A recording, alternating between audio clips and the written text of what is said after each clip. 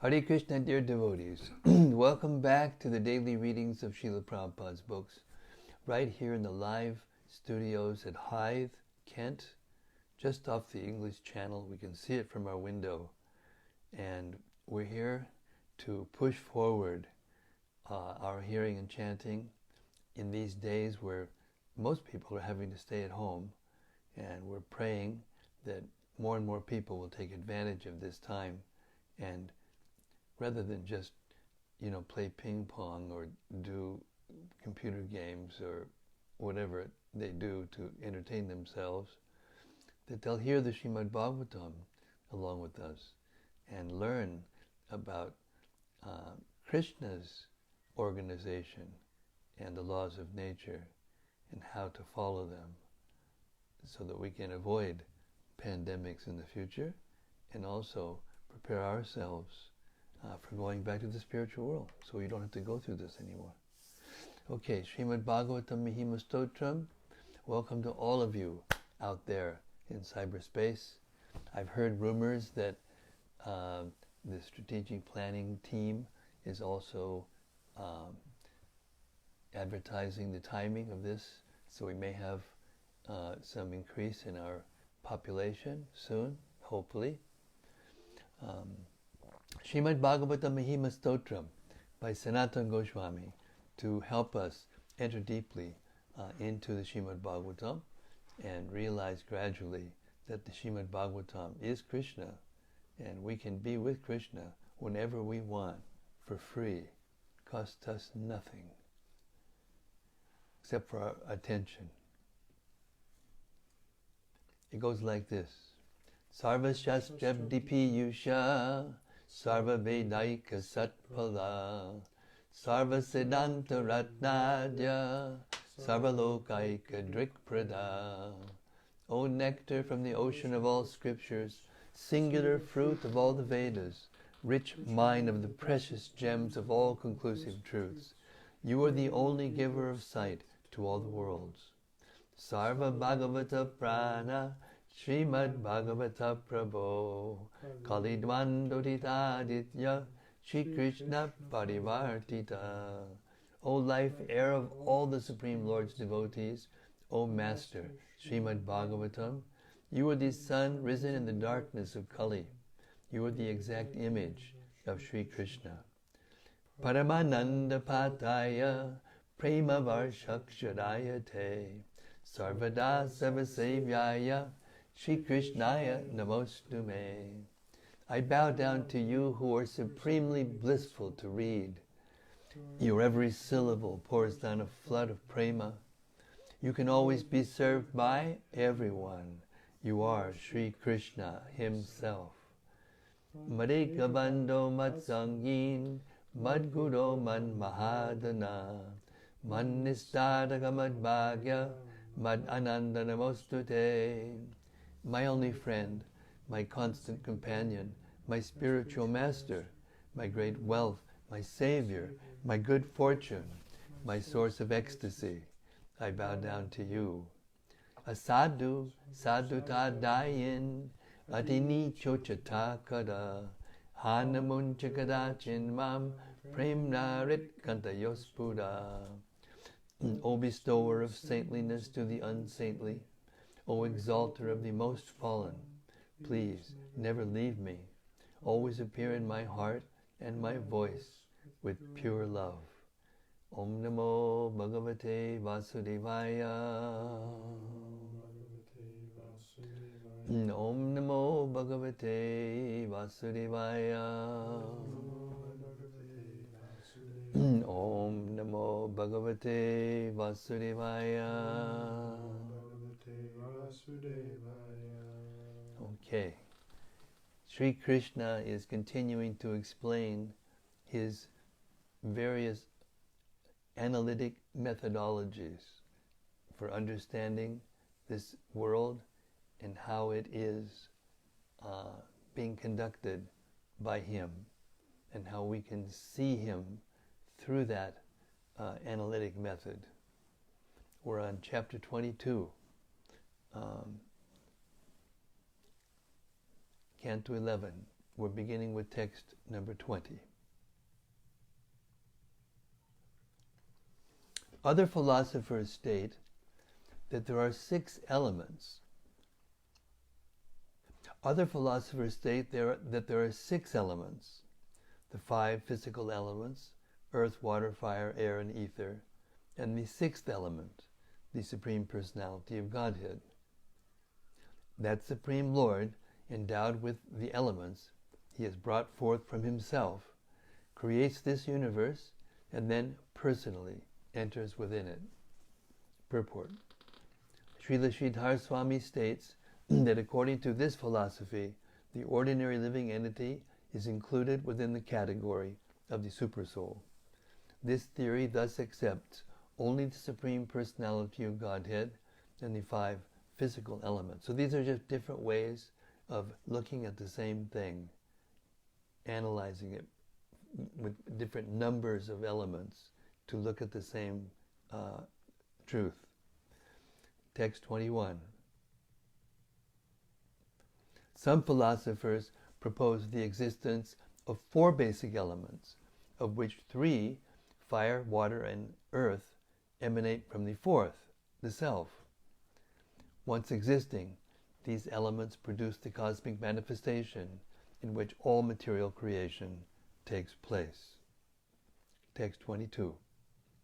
Some calculate the existence of 17 basic elements, namely the 5 gross elements, the 5 objects of perception, the 5 sensory organs, the mind, and the soul as the 17th element. 23.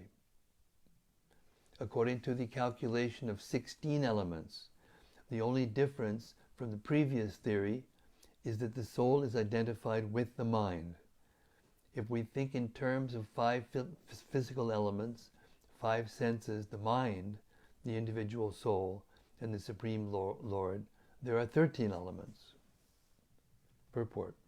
According to the theory of 13 elements, the sense objects, aroma, taste, form, touch, and sound are considered byproducts of the interaction of the senses and physical matter. Text 24. Counting 11, there are the soul, the gross elements, and the senses. 8 gross and subtle elements, plus the Supreme Lord, would make 9. Text 25. Thus, great philosophers have analyzed the material elements in many different ways. All of their proposals are reasonable, since they are all presented with ample logic. Indeed, such philosophical brilliance is expected of the truly learned. Purport. The material world has been analyzed in innumerable ways by innumerable brilliant philosophers, but the conclusion is always one: the Supreme Personality of Godhead, Vasudeva. Aspiring philosophers need not waste their precious time showing off their intellectual brilliance, because there is little left to analyze on the material platform. One should simply surrender to the absolute truth, the supreme element, Lord Sri Krishna, and uncover one's eternal consciousness of God. 26.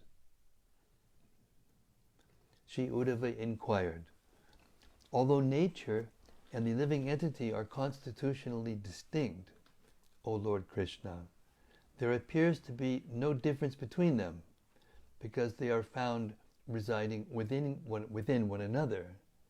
Thus the soul appears to be within nature, and nature within the soul. Purport. Sri Uddhava here expresses the doubt that arises in the heart of an ordinary conditioned soul. Although the Vedic scriptures declare that the material body is a temporary fabrication of the material modes of nature, the conscious living entity within the body is actually an eternal spirit soul. In the Bhagavad Gita, Lord Krishna has declared the material elements constituting the body to be his separated, inferior energy, whereas the living entity is the superior, conscious energy of the Lord. Still, in conditioned life, the material body and conditioned soul appear inseparable and thus non-different. Because the living entity enters the womb of a mother and gradually comes out in a developed body, the soul appears to have entered deeply within material nature. Similarly, by the soul's identification with the material body, the body appears to enter deeply within the consciousness of the soul. What is more, the body cannot exist without the presence of the soul. By this apparent mutual dependence, the difference between the body and soul is obscured. Sri Uddhava therefore questions the Lord in order to clarify this issue. This is more or less the same question that Devahuti asked to Kapilideva. She said, I can understand how I, as a spiritual being, am different than the gross material body, but it's so difficult to understand how the subtle body, the intelligence, consciousness, and the soul are all merged together, and how to separate them out and see them different. That's beyond me. I'm just a simple woman. And then Kapilideva said, yes, so you have to give up speculating on what the truth is, and over a long period of time, seriously hear from the proper source about the absolute truth. So again, it comes to the same thing. Even if we're not great philosophers, even if we can't remember all the analytic progressions that we're hearing about now, the way different sages calculate the numbers of elements that make up the creation and how it's manifested by the Supreme Lord. They all agree on that one point, that ultimately it's the Supreme Lord who is the source of everything. Krishna said this in the Gita, Bahunam Janmanam Ante Jnanamam Mam Prapajyate Vasudeva Savamiti Samahatma Sadurlabha. So the sages, the philosophers and speculators, they may go on for many, many births, understanding things in different ways, as they are here, and as Krishna is explaining that they do here in this chapter. But ultimately, Vasudeva Savamiti, they must surrender to Krishna and see that Krishna is actually everything. There's nothing but Krishna. Okay, text 27. O lotus-eyed Krishna, O omniscient Lord, kindly cut this great doubt out of my heart with your own words, which exhibit your great skill in reasoning. Okay, listen up. Everybody listen up. Now Krishna is going to cut this great doubt out of your heart with his own words. Purport. Sri Uddhava requests Lord Krishna to clearly demonstrate the difference between the material body and the spirit soul. Text 28. From you alone the knowledge of a living being arises, and by your potency that knowledge is stolen away. Indeed, no one but yourself can understand the real nature of your illusory potency. Purport. As stated in the Bhagavad Gita, Mattak smritir jnanam apohanam cha. From me come remembrance, knowledge, and forgetfulness. By the Lord's causeless mercy one is enlightened with knowledge, and by the Lord's illusory potency that knowledge vanishes, and one is merged into ignorance. Those bewildered by Maya cannot understand the difference between the material body and the spirit soul, and thus should hear from the Lord himself to remove this illusory covering. 29. The Supreme Personality of Godhead said, O best among men, material nature and its enjoyer are clearly distinct. This manifest creation undergoes constant transformation, being founded upon the agitation of the modes of nature. Purport. The word Purusha indicates the living entity, and also the Supreme Lord, who is the supreme living entity. Material nature, subject to transformation, is full of duality, whereas the Lord is one and absolute. Material nature is dependent on its creator, maintainer, and annihilator. The Lord, however, is completely self-reliant and independent. In the same way, material nature is unconscious and dull, lacking self-awareness, whereas the Supreme Lord is self-sufficient, omniscience. His self-sufficient omniscience. The individual living entity shares the eternality, bliss, and knowledge of the personality of Godhead, and is also completely distinct from material nature. The word sarga here refers to the material amalgamation of the body, which covers the living entity. The material body undergoes constant transformation, and is thus clearly different from the living entity, who is eternally the same. In the transcendental kingdom of God, there is no conflict or agitation caused by creation, maintenance, and destruction, as exhibited in the material world. There, all variety is resolved in the transcendental living experience of Krishna consciousness, the natural constitutional position of the soul. Text 30. My dear Uddhava, my material energy, comprising three modes and acting through them, manifests the varieties of creation along with varieties of consciousness for perceiving them. The manifest result of material transformation is understood in three aspects: adhyatmic, adhidaivic, and adhibautic. Purport. The word vikalpa, buddhi, indicates that consciousness within various material bodies reveals different aspects of the Lord's creation. Birds, such as seagulls, we see a lot of seagulls over here in Hythe.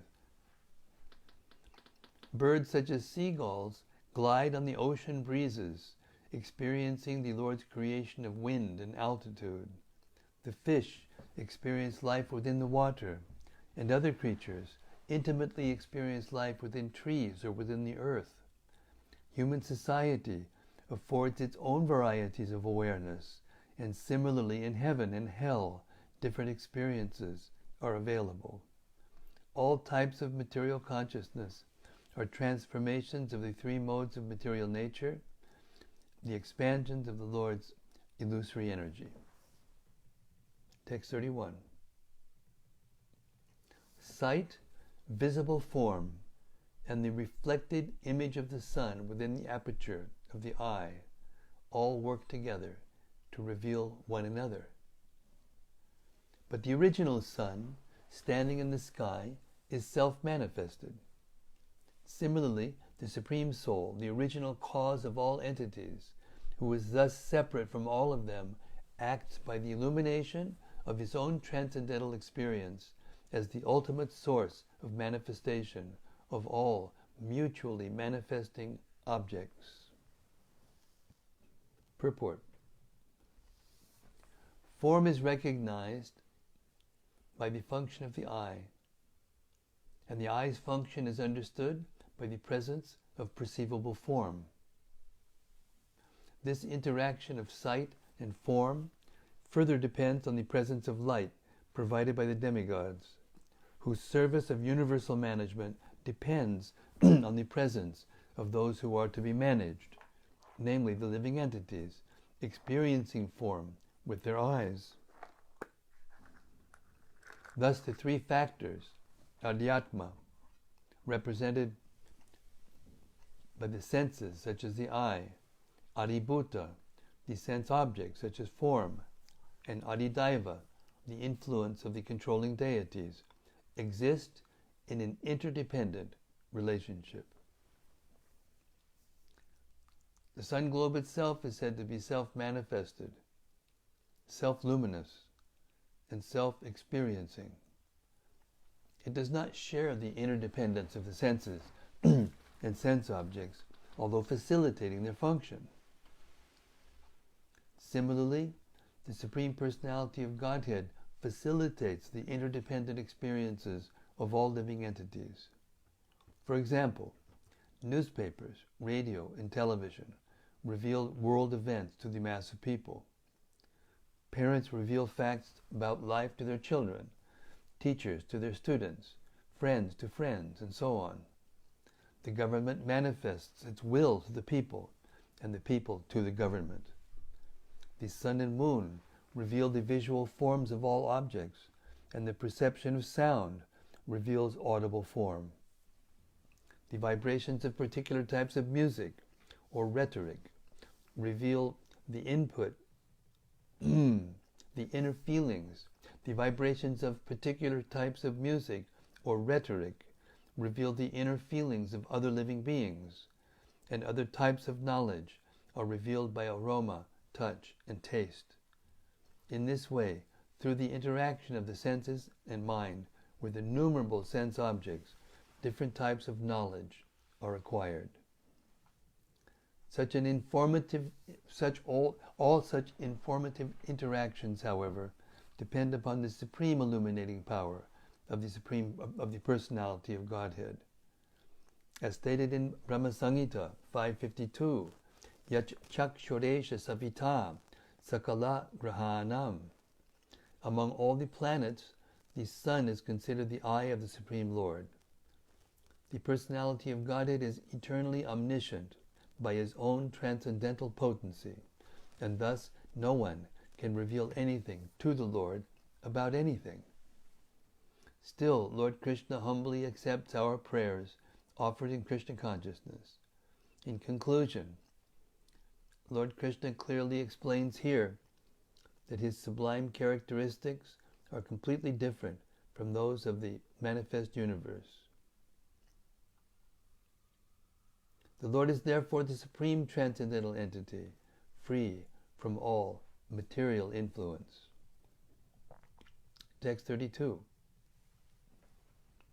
Similarly, the sense organs, namely the skin, ears, eyes, tongue, and nose, as well as the functions of the subtle body, namely conditioned consciousness, mind, intelligence, and false ego, can all be analyzed in terms of the threefold distinction of sense, object of perception, and presiding deity.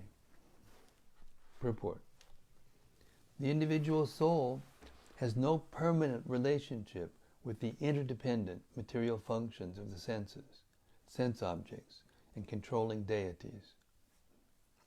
The living entity is originally pure spirit soul and is meant to depend on the personality of Godhead in the spiritual world. It is useless to try to analyze matter and spirit within the same categories, since they belong to different potencies of the Supreme Lord. Thus, the act of spiritually perceiving the Supreme Lord, his abode, and one's own self is an entirely anti-material process, realized within pure Krishna consciousness.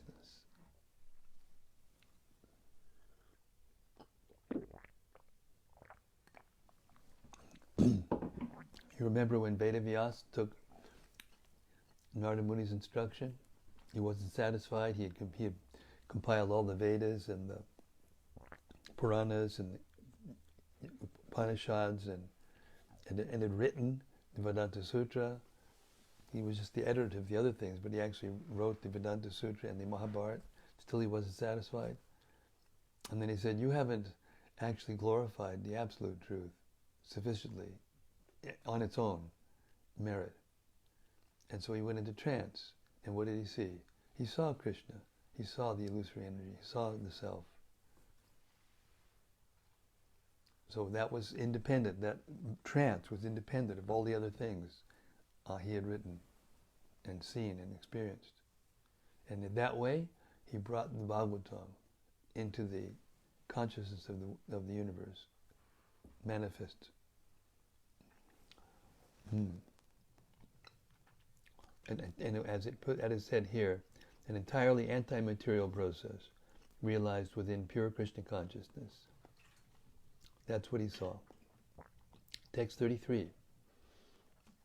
When the three modes of nature are agitated, the resultant transformation appears as the... +1713 304 7344. Hari Balam, DRHP Pakula, Ekanatha, ACBSP, Lalita Gopi DDVMS. I mean, go turn her off. She's going on and on. She's trying to analyze the phone book to us. Siri got a little carried away here by what we were saying, and she started to recite the whole phone book. Hare Krishna. We'll start again with this translation. Text 33. When the three modes of nature are agitated, the resultant transformation appears as the element false ego in three phases: goodness, passion, and ignorance, generated from the Mahatattva, which is itself produced from the unmanifest Pradhan. This false ego becomes the cause of all material illusion and duality. Purport. By giving up one's false ego of identification with the three modes of nature, one can achieve Krishna consciousness, the pure, original state of existence. The word moha vikalpa hetu indicates that because of false ego, one considers himself to be the enjoyer of nature, and thus develops a false sense of material duality in terms of material happiness and distress. False ego is removed by identifying oneself as the Lord's eternal servitor in full Krishna consciousness.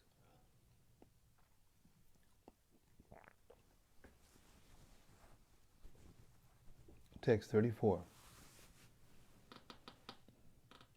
The speculative argument of philosophers, this world is real, no, it is not real, is based upon incomplete knowledge of the Supreme Soul and is simply aimed at understanding material dualities. Although such argument is useless, persons who have turned their attention away from me, their own true self, are unable to give it up. Purport.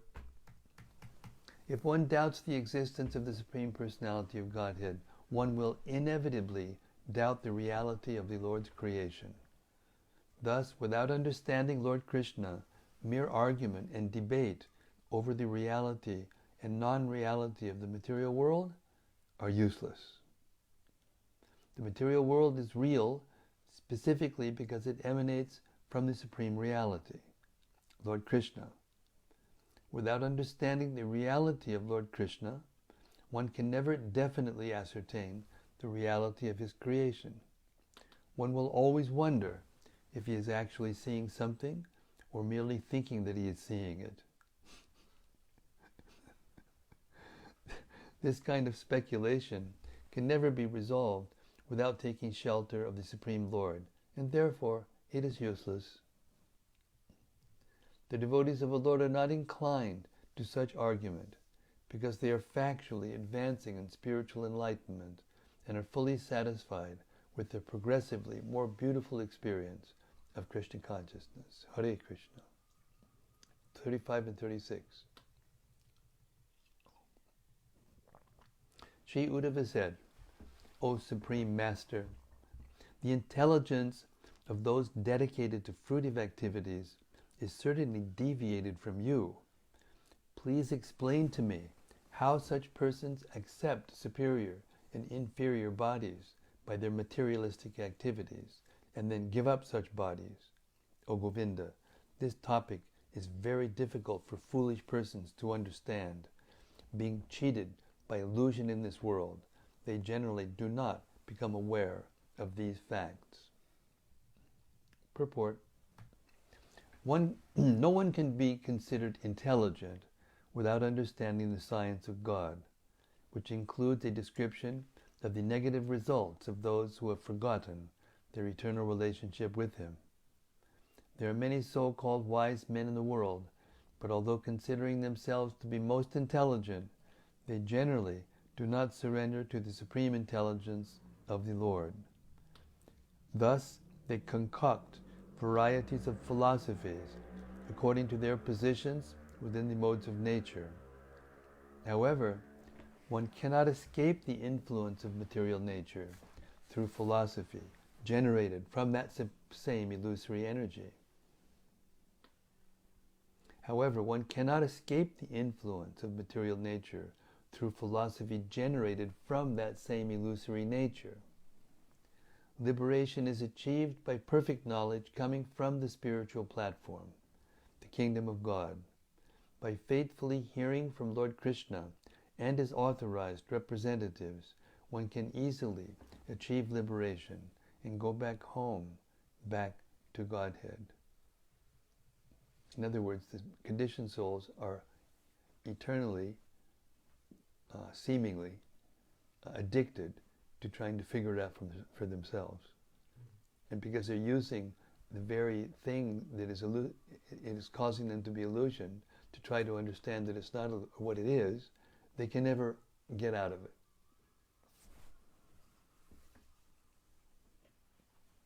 Text 37. Lord Krishna said, "The material mind of men is shaped by the reactions of fruitive work. Along with the five senses, it travels from one material body to another.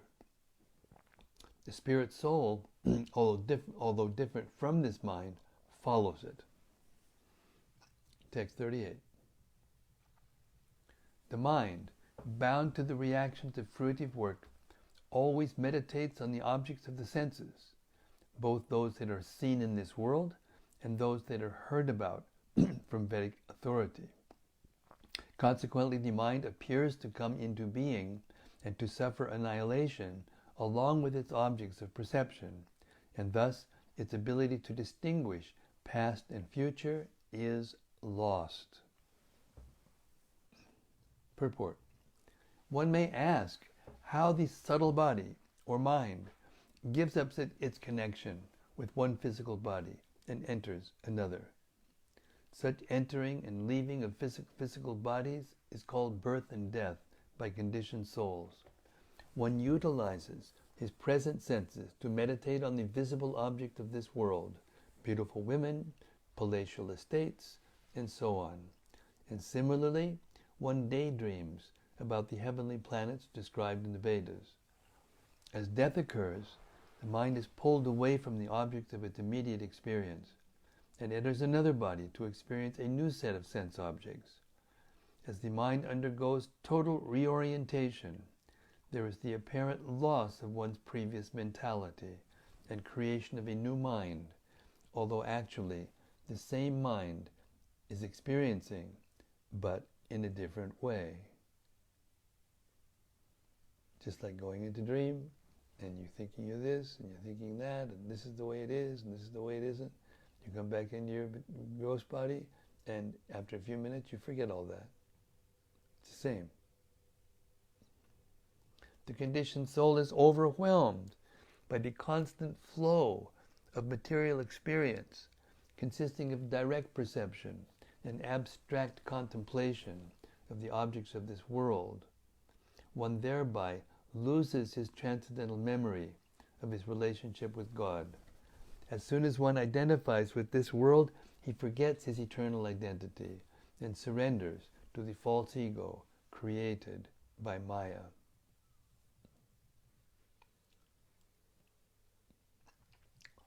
Text 39. When the living entity passes from the present body to the next body, which is created by his own karma, he becomes absorbed in the pleasurable and painful sensations of the new body and completely forgets the experience of the previous body. This total forgetfulness of one's previous material identity, which comes about for one reason or another, is called death. Purport. Depending on one's karma or fruitive activities, one may achieve a beautiful, wealthy, or powerful body, or be degraded to an abominable condition of life. Taking birth in heaven or in hell, the living entity learns to completely identify his ego with the new body, and thus becomes absorbed in the pleasure, fear, opulence, or suffering of the new body, completely forgetting the experiences of the previous body. Death occurs when the specific karma allotted to the physical body is finished. Since that particular body's karma is used up, it can no longer act upon one's mind. In that way, one forgets the previous body. Let's hear that again. What an explanation of death.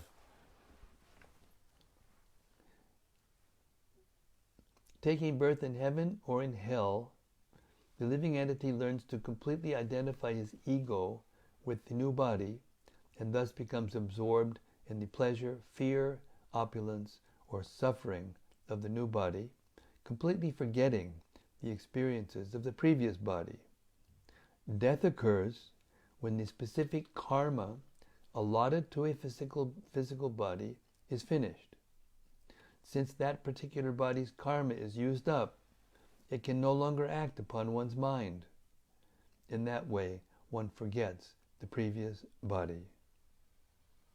The new body is created by nature so that one can experience the karma currently in effect. Consequently, one's entire consciousness becomes absorbed in one's current body in order that one can fully experience the results of his previous activities.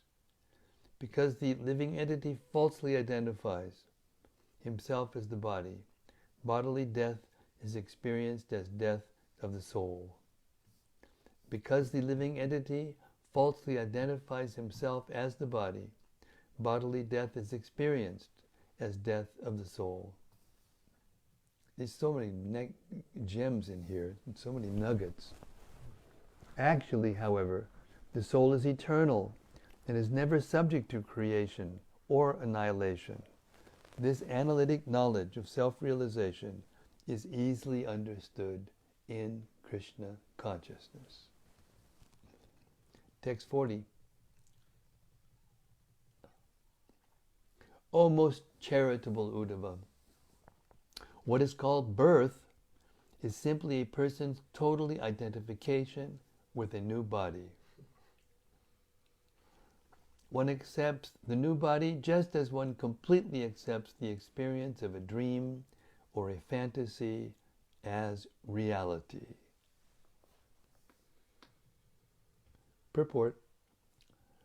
Identification with one's material body surpasses the mere affection and attachment one feels for the bodies or relatives or friends. The word sarva bhavina here shows that one totally accepts the material body to be oneself, just as one completely accepts the experience of a dream as real. Mere imagination without practical action is called a daydream. Shall we read that again? Mere imagination without practical experience. Oops, I lost it. Mere imagination without practical action is called a daydream. The mental concoction that occurs in a sleeping state is called a dream.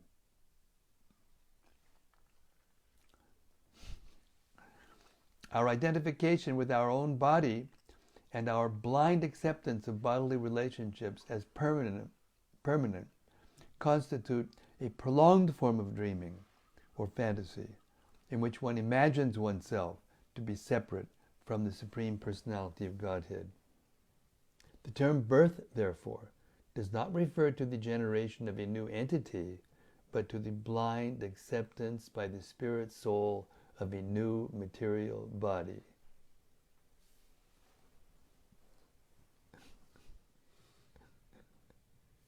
Text 41.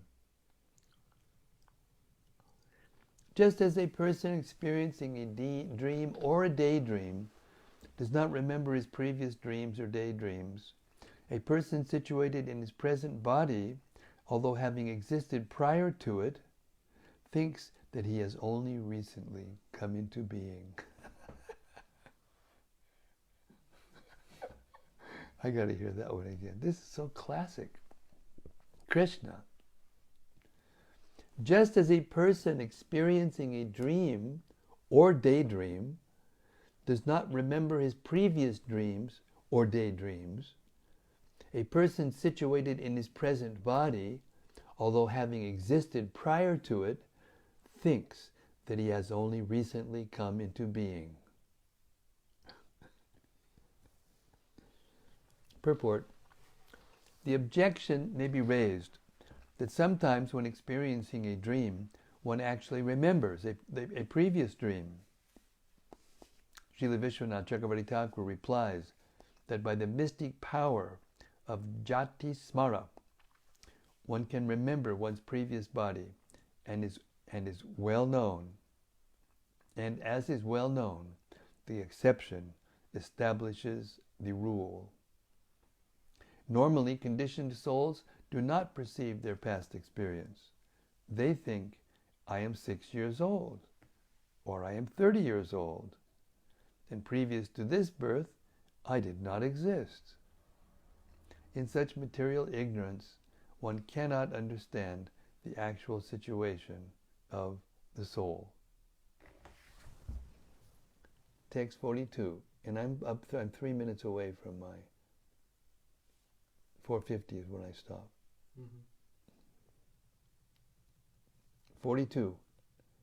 Because the mind, which is the resting place of the senses, has created the identification with a new body, the threefold material variety of high, middle, and low class appears as if present within the reality of the soul.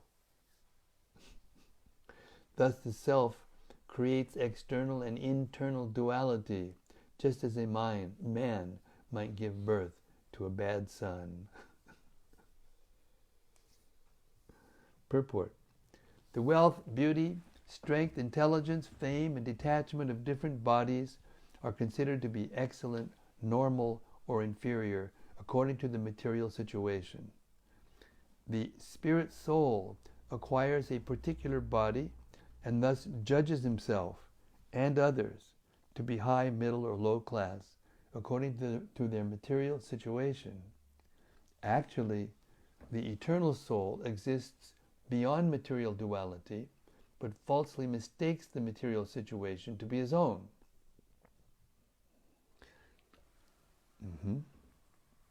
Actually, the eternal soul exists beyond material duality, but falsely mistakes the material situation to be his own.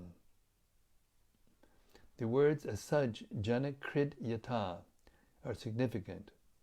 A father may by nature be peaceful, but because his bad son gets into trouble, the father is forced to defend his son and consider his son's enemies to be enemies of the entire family. Thus, the bad son implicates the father in troublesome conflicts. Similarly, the spirit soul has no intrinsic problems, but by creating a false identification with the material body, the soul becomes involved in the happiness and distress of the body. With this verse, the Lord summarizes his discussion of the difference between the body and the soul. My God. Such brilliant philosophy, brilliant discussion. Okay, we're going to stop here. It's 7:50, exactly as I spoke. It turned, and I'm up on 45 minutes in the chair. And if there's any points that have come up in the minds of you all out there in cyberspace, anyone who wants to reflect on what he's just heard, please be our guest. I was just thinking it puts a rather different spin on birth. Now Radharaman is saying that he was thinking that it puts a different spin on birth. Would you care to elaborate on that? Give this man a cupido. I mean, give this man an open mic. This is our open mic session. Go ahead. Well, Maharaj, I was hoping that you would elaborate, but I'll maybe just correct what I said, because it's not that the Bhagavatam is giving us a different spin on birth, it's Maya that's giving us a different spin on birth. This is the reality. But obviously I'm saying it like that because I'm still conditioned. So it definitely makes one see birth in a different way to which one's been conditioned. We need to understand what Sangha is more deeply and how this works. And the best way to understand this complex analysis is through simple examples. That's how Prabhupada did it. So he used the example of a person who's driving a very, very expensive car that he worked his whole life to get. Say he made the goal of his life was to drive in a Rolls-Royce car so that all of his friends could see him and, worship him, basically. Right? So he gets the car finally, and he's driving it out of the showroom floor, and he hasn't had time yet to get the insurance. Of course, that's not the way it works, but just as hypothetical.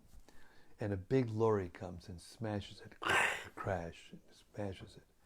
He becomes lost. Just like in the stock market crash, 1929, people, big guys, rich guys, were jumping out of the tops of skyscrapers because they lost all their money all of a sudden, and they thought they were lost. Now, different situation. A person's a chauffeur driving a rich man in the same car, and the same accident happens. He doesn't become as disturbed because he doesn't identify the car so strongly as belonging to him. And it's so deep that when one car will hit another car, the driver will say to the other, "You hit me," as if he was hit, when just the car was hit. That's how powerful the influence of material energy is. And so it's by that association that is caused by the interaction of the modes of material nature upon the conditioned soul that the soul forgets that he is the body. Forgets that he is not the body, rather. So does that get at your point of a different, would you care to elaborate a little more about how to apply that in terms of birth? I was rather hoping you would, Maharaj. Well, I'm wanting to hear from somebody else. Thanks.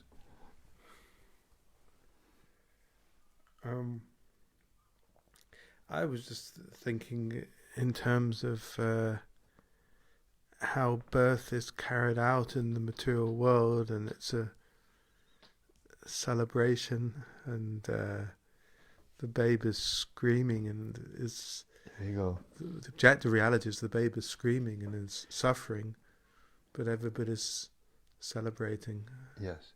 But and the baby, the new body gets put in that soul in the new body gets put in that situation, and everybody's always pouring him with affection, and attention, and telling him everything's wonderful, and he just becomes convinced. That's how it works.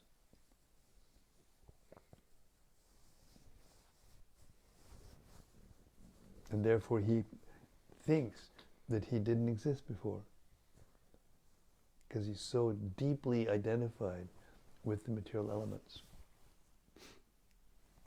It's the perfect reformatory prison, material world.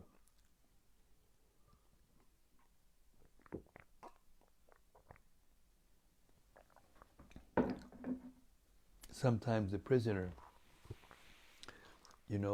will start to rattle the bars of his cell with the cup that they give him to drink water.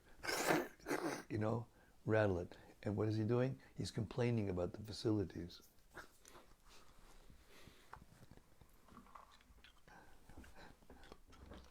Oh, we got a question from Shyam Kishore. Oh, Shyam Kishore. Welcome aboard, Shyam Kishore. Hare Krishna Guru Maharaj, thank you so much for this wonderful reading. Can we realize we are not the body just by acting in the mode of goodness? No, you can only realize you're not the body by acting in full Krishna consciousness. Daivyesha gunamayi mama maya duratyaya. The material modes of nature are Krishna's. They belong to Krishna. They're being controlled by Krishna indirectly. And therefore they are duratyaya. They are not, you cannot escape their influence. Mami vaye prapadyante. Mami vaye prapadyante. Mayametam tarantite.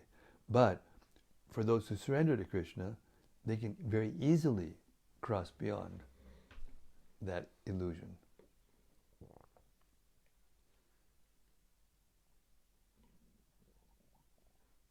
So no, you can't overcome, you can't realize you're not the body by being in the modes of nature. You may get a glimpse. The mode of goodness is the mode of nature that allows you to get a glimpse. But to actually realize fully that you're not the body, that's Brahma Bhuta, Prasanatma, Nashochati, Nikangshati. That means becoming fixed in pure devotional service without deviating.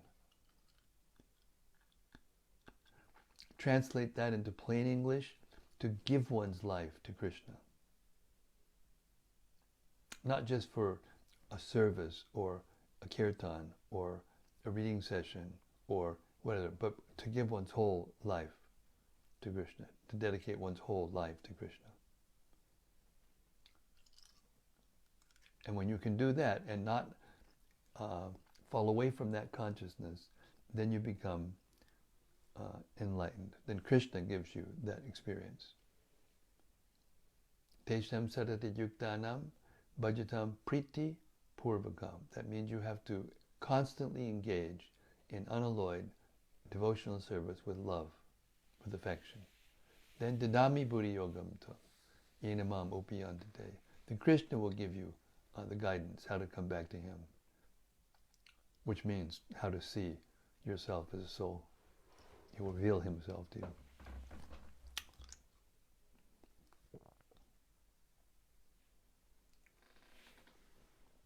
And Sudevi says, it is so wonderful to hear and give such relief when understanding how things work, who we really are, and points at the root of all problems and disappointments. Just like when we dream at night, to think that whatever we enjoy there and wish to hold on to will remain after we awake is an insane proposition. Same thing here, to think we are this body and our stuff and people are ours to keep. Thank you, Sudevi. That was beautiful. Spot on. And Shyam Kishore said, thank you very much, Guru Maharaj. Hare Krishna. Thank you.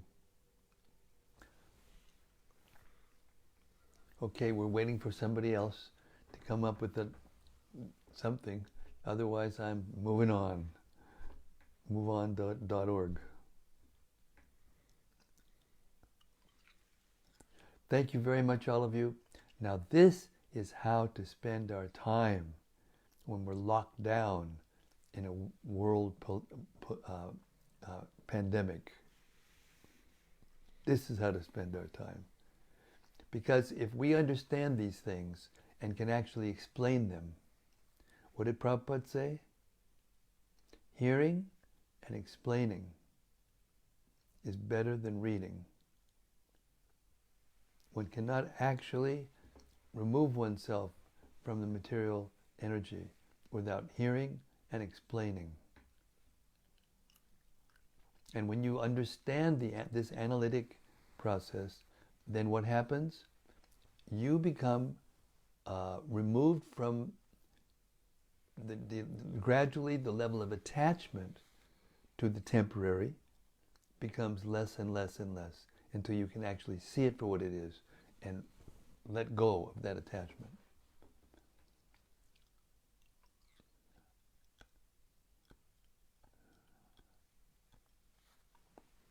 But again, that depends on Krishna. It's not something we can do just by ourselves. I thought it was nice how it described how everything was interdependent during the course of that. You're looking very strangely at the thing. Is something wrong? No? I was trying to read it. It wouldn't open. Oh. But there's two more things that just came up. Two more things that just came up. Okay. One is from Yadutama. One is from Yadutama. So this is Hare Krishna Gurudev. My obeisances to you and all glories to Prabhupada. In regards to the notion of how the spirit soul is under the illusion of I can do it, understand on my own, I often find myself trying to solve day-to-day problems on my own without taking shelter of Krishna. How can I take shelter of Krishna more often? Well, it's like, well, if you start doing something, that is not good for you, and that causes some discomfort or some bad situation, disease, or you overeat and whatever, it's built in, actually. It's built into the system that you can't, do that thing forever. You'll get tired of it. And when you get tired of it, you'll give it up. But if you're not Krishna conscious, you'll just get tired of it and move on to something else and get attached to it and not be able to give that up. So, it's a what was it that was said the other day? The philosophers are arguing about what comes first, the chicken or the egg.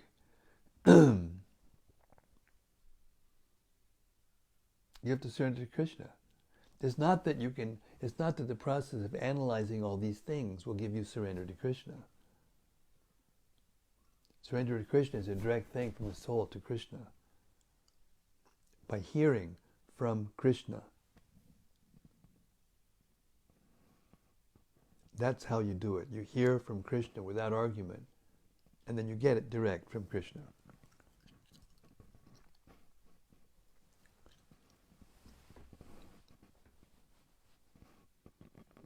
Rati Manjari said one thing. Yes. Says Jai Guru Maharaj, wonderful to have you back online. Locked at the lotus feet of the disciplic succession is a blessing.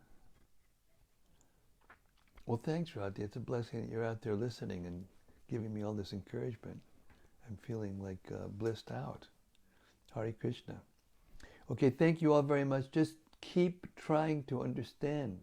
Go, even after we've read these things and heard them, read them out loud to yourselves. Read them out loud to yourselves carefully and try to understand. And gradually, if you keep doing this, everything will be revealed and you'll see it for yourself.